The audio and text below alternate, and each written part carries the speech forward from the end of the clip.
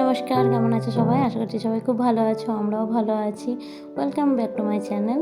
আজকে আমি ভোরবেলা থেকে ব্লগটা শুরু করছি। আজকে যাব হচ্ছে বীরভূম।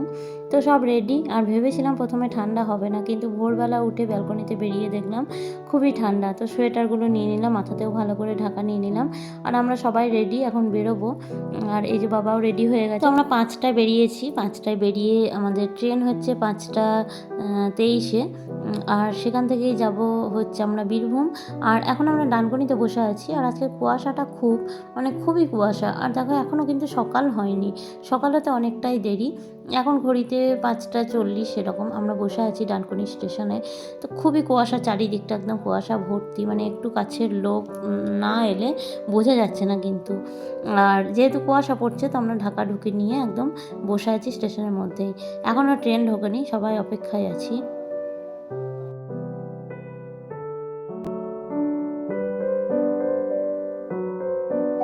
আর এখন আমরা পৌঁছে গেলাম শিয়ালদা স্টেশন। ওইদিকে লোকালটা আধ ঘন্টা লেট করায় আমরা ভেবেই নিয়েছিলাম যে আমরা আর মাতারাটা পাবো না। তো যাই হোক পেয়ে গেছে। আর আস্তে আস্তে বিধাননগরে আমাদের সঙ্গে উঠেছিল আমারই চেনা পরিচিত একজন দাদা। তো ওই দাদা অনেকটাই হেল্প করেছে আমাদেরকে, মানে সিট করে দিয়েছে দাদাই।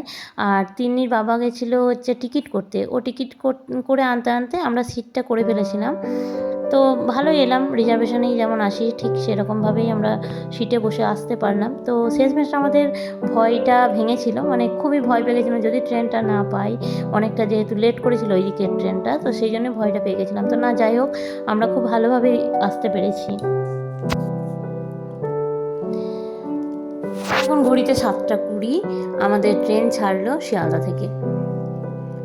আর এত কুয়াশা পড়েছে, মনে হচ্ছে যেন বৃষ্টি পড়েছে। দেখো ট্রেনের জানলাগুলো দেখো, যেমন বৃষ্টি পড়লে যে ফোঁটা ফোঁটা হয়ে থাকে জলের, তো সেরকমই হয়ে আছে, মনে হচ্ছে বৃষ্টি হয়েছে রাত্রে। তো শিয়ালদা স্টেশন ছাড়লো, অনেক দূরের জার্নি আমাদের। তো চলো দেখা যাক কীভাবে পৌঁছোই। আর যে টেনশনটা কাজ করছিল ভোরবেলা থেকে, সেটা এখন আর নেই। আপাতত আমরা এখন বাড়িতেই যাচ্ছি।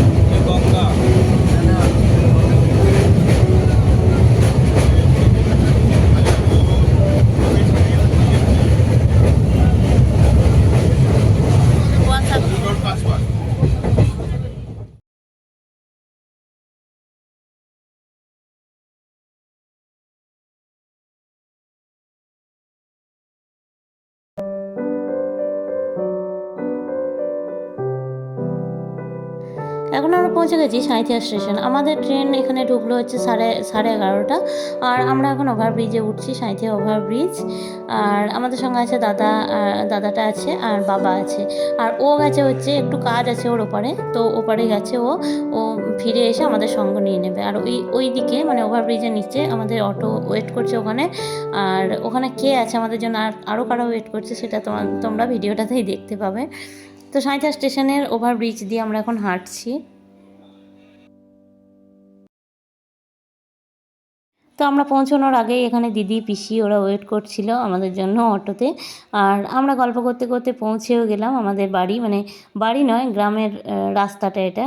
আর এখানে খুব ভালো ফসল হয়, দেখতেই পাচ্ছ, আলু, কুমড়ো, তারপর লঙ্কা, বেগুন, সবই হয় আর কি, ধানও হয়। আর বলতে বলতে গল্প করতে করতে আমরা গ্রামের রাস্তায় চলে এলাম। আর এটা হচ্ছে আমাদের কালী মন্দির, এখানে দুটো মা কালী একসঙ্গে পুজো হয়। আর এই জায়গাটা আমাদের খুবই সুন্দর। আর আমরা আমাদের বাড়ির সামনে চলে এলাম, এই যে। আর মা ছিল না বলে বাড়ির দরজাটা বন্ধ, মা চলে এসছে আমাদেরকে দেখেই, মানে পৈতে বাড়িতে ছিল আর কি, পিসির বাড়িতে। তো ওখান থেকে মা চলে এসছে। আর আমরা অটো থেকে নামলাম, আর বাবাও যেহেতু আমাদের সঙ্গে আমাদের বাড়ি গেছিলো, তো আমাদের সঙ্গেই এসছে, আগেই বলেছি তোমাদের। আর এই যে আমার ছোট পিসি।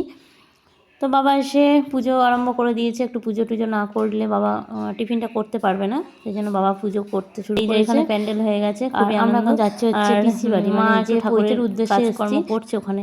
তো আমরা পিসিদের সঙ্গে দেখা করতে এলাম, পিসিদের বাড়িতে।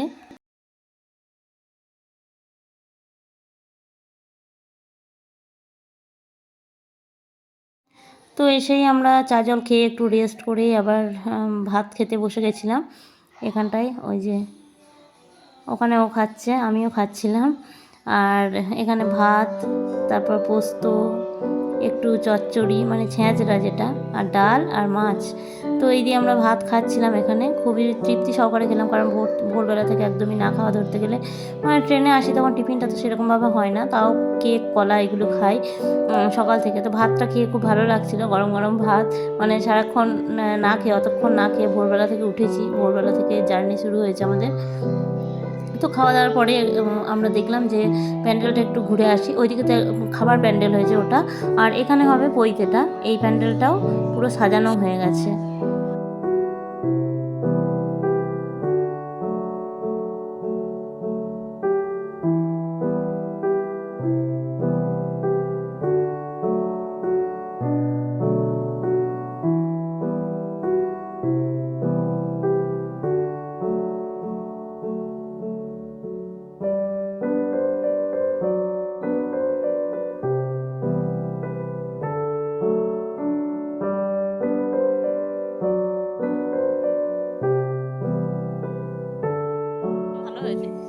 ভালো হয়েছে বেশ।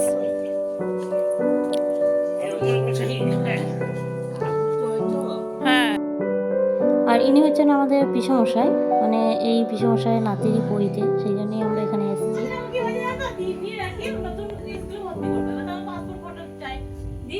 এরপর সন্ধ্যেবেলা আমাদের যা হয়, সবাই এক জায়গা হলে যেমন গোল টেবিল আরম্ভ হয়, ঠিক সেরকমই আরম্ভ হয়েছিল। আর সবাই সবার কথা মনোযোগ দিয়ে শুনছিল, আর এই টাইমটা কিন্তু খুব আনন্দ হচ্ছিল। এই একটা কথা বলছে, ও একটা কথা বলছে, বেশ মজার হচ্ছিল আর কি, সবাই এক জায়গা হয়ে। তাও তো অনেকজনই আসেনি এখনও, আমরাই আগে চলে এসেছি। আর মা এখানে বরণডালার সব জিনিসপত্র জোগাড় করছিল, যেহেতু বিয়ের মতোই সব কিছুই লাগবে পৈতেতে, আমাদের পৈতেতে বিয়ের মতোই সব কিছু লাগে, গায়ে হলুদ থেকে শুরু করে, মানে দই চিড়ে থেকে শুরু করে, সকালবেলা দই চিড়ে খাবে, তারপরে গায়ে হলুদের যে ব্যাপারটা থাকে সবই লাগে এখানে। তো সেই জন্য মা বরণডালাটা সাজিয়ে নিচ্ছিল, আর এইদিকে মিষ্টি তৈরির কাজ হচ্ছিল, মানে চারিদিকে কেউ না কেউ ব্যস্ত সব কাজে। এত ভালো লাগছিল, মানে বিয়ে বাড়ির সঙ্গে এই পৈতে বাড়ির কিন্তু একই রকমের থাকে, অনেকটাই মিল থাকে আর কি। পৈতে বাড়ির মানে একই রকমের সব হয়, বিয়ে বাড়ির অনুষ্ঠানেও যেমন আগের দিন মিষ্টি তৈরি হয়, এখানেও ঠিক সেম মিষ্টি তৈরি হচ্ছিলো। আর আমাদের দেখতে এত ভালো লাগছিল, রসগোল্লা একটা লোভনীয় জিনিস, সেটাই দেখো কীভাবে উঠে এলো কড়াইয়ের মধ্যে, এটা খুব ভালো লেগেছে। তো আজকের ব্লগটা আর বেশি বড় করব না, সবাই কেমন লেগেছে একটু জানিও, আর যে যেখান থেকেই দেখছো একটু আমাকে কমেন্ট করে জানিও, লাইক করো, আর অবশ্যই চ্যানেলটাকে সাবস্ক্রাইব করে পাশে থাকা বেল আইকনটি প্রেস করে আমার পাশে থেকো। পরে আবার অন্য ব্লগে তোমাদের সঙ্গে দেখা হচ্ছে, ততক্ষণের জন্য সব